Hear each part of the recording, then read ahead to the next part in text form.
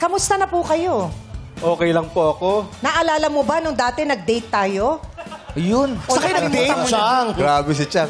Sa may Intramuros, nagkita kami doon. Baka doon kayo, kaya naging Luneta Park yun eh. Kasi doon kayo nag-date ata. Yes, doon sa may malapit sa Kalabaw. Nakalimutan mo na? Grabe siya. Ano pong pakiramdam nyo ngayon na nandito kayo? Ako po'y nagagalak at nandito po ako bilang bahagi sa kasaysayan ng bansang Pilipinas. Kinakabahan po kayo, no? Oo, sobra. Medyo po.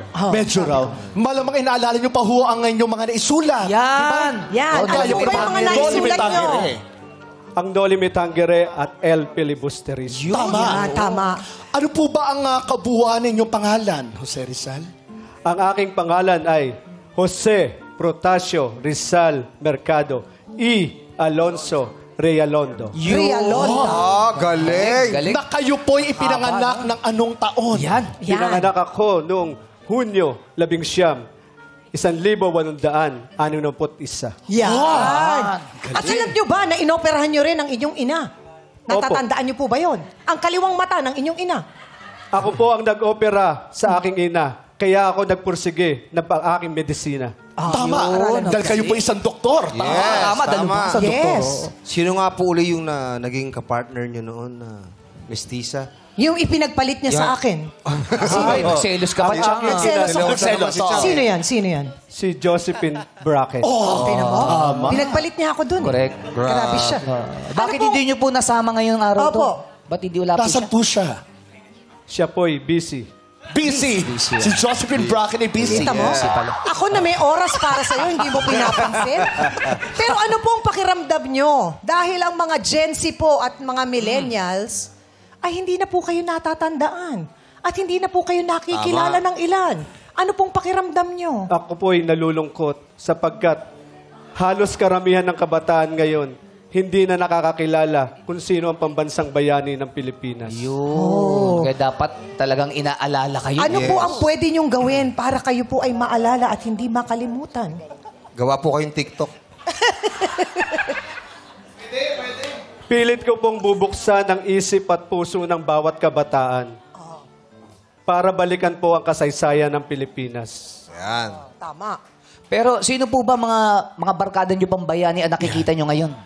Sino-sino po? Katulad po ni Sino-sino pa po? Bayani Agbayani. Hindi! Bayani Casimiro. Oh, sino ho ba? Sino po? Mga nakikita nyo? Si Andres Bonifacio. Hoy! Andito ho ba siya ngayon? Nararamdaman niyo po ba? Parang nararamdaman ko. Nako! Baka naman sasali. Baka naman sasali din. Naku, nakakatakot yun. Bukod po sa kanya, sino pa? Huwag mo lang ibalik, baka taga-ingkan mo. Sino pa ho nakikita nyo? Sino pa ho? Si Emilio Aguinaldo. Emilio Ginaldo. Si Emilio. Saan siya nakaupo rito ngayon? At nakikita nyo rin ba si General Luna? Ayun, si General Luna. Saan? Ay, ayun, nakasombrero. Si Dambo po yan. Si Dabo po yun. Iba po yun. Iba po Meron yun. kayong binanggit doon na kataga, parang ang hindi marunong. Ang hindi marunong lumingon sa pinanggalingan ay higit pa sa balansa. Hindi makakarating sa paroroon. Ang hindi marunong lumingon Sa ay hindi makakarating. Saan po? Ang hindi marunong lumingon sa pinanggalingan ay higit pa sa malansa at mabahong isda. Ayun. Parang nahilo ako. Parang pinagsama niyo po. Parang na-remix. Collab yun, collab. Hello, Alero, yes, Rupa me. Hindi, ito ba yung ang hindi marunong magmahal sa sariling wika ay higit pa sa mas malansang isda? Ayan. Pero Fame is the best. Nanonood kasi anak ko si Atina para malaman Tama, din tama. niya na Yes. Tagalog Tama. din siya. Yun ang tama, yun ang tama. Yun ang Medyo nalilito na kasi siya. Thank you, Gladys. Si Gladys pala nagturo. Huwag mo na ibuko. Bino ko pa rin. Joke Bino ko lang. pa. Oo nga eh. Pero naalala nyo na po. Gusto nyo ulitin? Gusto nyo ba ulitin? Oh, sige po. Ang hindi, Ang hindi magmahal sa sariling wika ay higit pa sa balansang isda. Ano po? Saan? Parang nag-hesitant pa sa huli, ah. Parang duda pa si...